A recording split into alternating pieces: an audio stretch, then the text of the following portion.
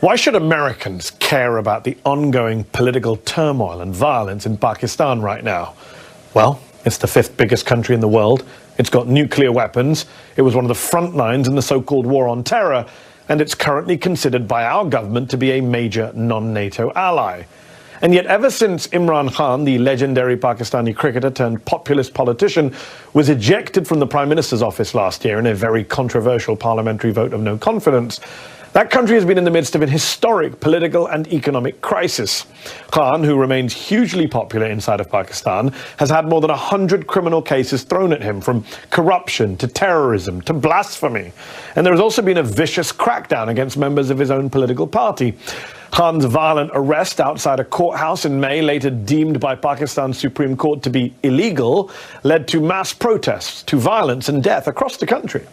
According to Human Rights Watch, while some of Khan's supporters did use violence and attacked property and the police, the Pakistani authorities, quote, used excessive force against protesters, restricted access to the internet and to social media, and carried out mass arrests. More than 4,000 people detained, many of them arbitrarily. But what was so stunning about those protests is that they weren't just anti-government. They even challenged the dominance of the once revered, almost untouchable Pakistani army.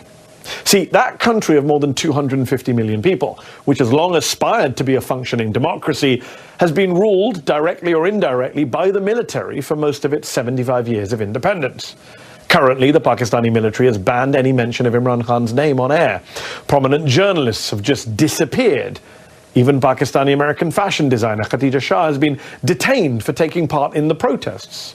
And Khan himself, who survived an assassination attempt last November, is worried for his own life. The former prime minister, who is accused of cozying up to Vladimir Putin and Xi Jinping, hasn't had much support, though, from Western capitals, and he himself accused the Biden administration of being behind a coup against him, an allegation that the State Department has denied and that Khan has since backed away from. So, what should America be doing here, and what does the future hold for Pakistan and for Imran Khan? Earlier, I spoke to the former Prime Minister of Pakistan and chairman of the political party, the PTI. Imran Khan, thank you for coming on the show. You are the former Prime Minister of Pakistan. Explain to our viewers watching in America tonight what you believe is the state of democracy, of freedom, of human rights in Pakistan tonight. How bad is it? Well, maybe for some of us who've seen the evolution of our democracy over the last, especially 20 years, because you saw General Musharraf's martial law, and then in that martial law, we saw what was called the lawyers' movement for the independence of judiciary. And during that time, the media asserted its independence. So we were moving towards a democratic system. Two governments came in, stood for 5 years, and then left elections. Another government took over. So we're moving towards, what we hoped would be genuine democracy, because normally we had a hybrid system. Even when the army was not in power, they really controlled the levers from behind. But what is happening right now is a total dismantling of our democracy. It's not a question of what is happening to my party or to me, or these 170 cases and so on, or whether I'm in jail, or these are not one, but two assassination attempts on me. It's what is happening to the future of this country if our democracy is disbanded. Because rule of law, democracy and prosperity go hand in hand. When you do not have rule of law, which is what is happening now, it is might is right. There's an undeclared martial law in Pakistan. Then, there's darkness ahead. We are standing on the edge of darkness. So what is your message to the American government tonight, to President Joe Biden? Because on the one hand, you have urged the U.S. to speak out in the name of democracy and human rights against what's happening in Pakistan right now. But you've also accused the U.S. of being behind a, quote, foreign conspiracy, a coup against you. You've repeatedly called what happened to you, quote, U.S.-backed regime change. Well, I mean, the facts about what happened, about me receiving a cipher coded message from our ambassador in Washington. This is 6th March 22. which said that the American official, Under Secretary of State, telling our ambassador in an official meeting that unless you get rid of Imran Khan in a vote of no confidence, there'll be consequences. And then the vote of confidence, no confidence, takes place the next day. And within weeks, my government is gone. So I merely stated the facts. And by the way, I put the cipher in front of the cabinet, in front of the National Security Council, and there was an official protest from Pakistan for interfering in our internal affairs. But that's behind me.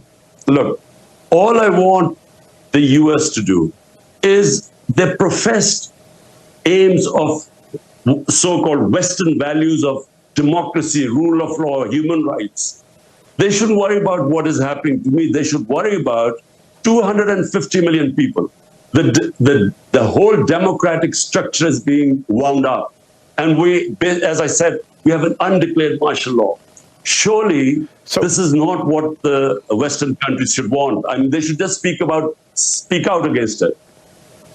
So obviously the Biden administration denies being involved in your ejection from power. The current Pakistani government is clearly afraid of you, hence the mass arrests, the talk of banning your party, the more than 150 legal cases against you. They've said you're a bigger threat to the country than Indian Prime Minister Narendra Modi, rather ridiculously. Do you believe that if elections are held on time in October of this year, that your besieged party can still win and that you can still be Prime Minister again? Surely that's a pipe dream now.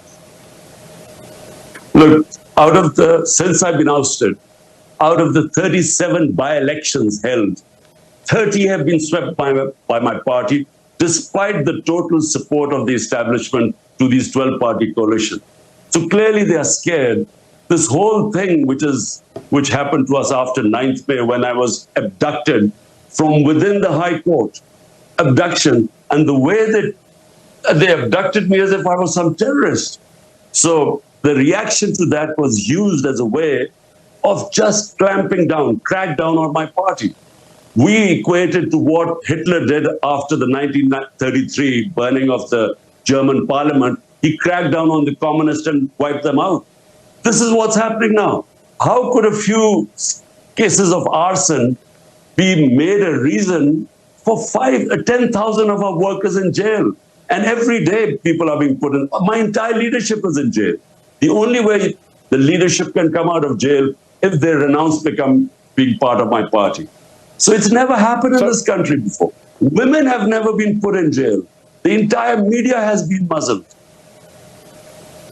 I mean, the military, which is the real power in Pakistan, is obviously out to get you. It was Army Rangers who arrested you outside the courthouse, not police. It's military officials who have reportedly told Pakistani journalists not to mention your name on air. Yet your critics would say that you came to power in 2018, everyone knows this, in alliance with that same military, that you for years had close relations with top generals going all the way back to Hamid Gul, the former head of the Pakistani ISI. So the critics would say it's ironic to see you now criticizing the same army and intelligence chiefs who you were once fine with and who helped put you in power in the